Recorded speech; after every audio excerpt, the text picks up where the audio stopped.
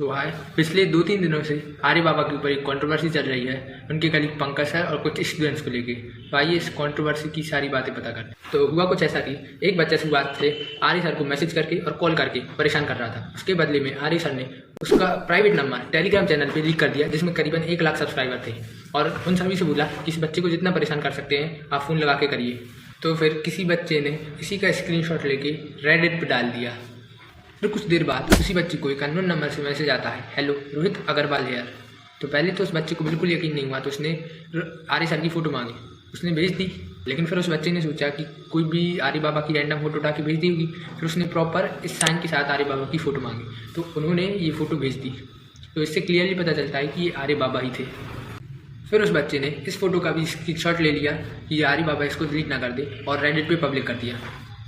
उस पर उस बच्चे को डीएम आता है कि भगवान से तुम्हारे लिए अच्छा तो नहीं मांग पाऊंगा, बट ऑल द बेस्ट। और फिर इसके बाद कुछ बच्चों ने उसी अकाउंट के जिस अकाउंट से मैसेज आया था उस बच्चे को, उसके और डिटेल में गए तो पता चला कि आर्य सर जगह जगह अपने फेक कमेंट फैलाते थे। और फिर कुछ बच्चे उस अकाउंट की हिस्ट्री में जाते हैं जिस अकाउंट से मैसेज आया था, और उन्हें पता लगता है कि आर्य सर ने पहले भी अपने ऊपर बहुत सारे पॉजिटिव कमेंट किए थे और दूसरे के खिलाफ नेगेटिव।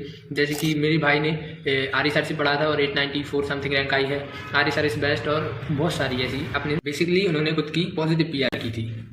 और उन्होंने कई जगह एसकेएम सर को भी क्रिटिसाइज़ किया था, जो कि उनके सीनियर थे एक समय में। इससे उन्हें स्टूडेंट से भी काफ़ी हिट मिला और स्टूडेंट्स ने उन पर ट्रस्ट करना कम कर दिया।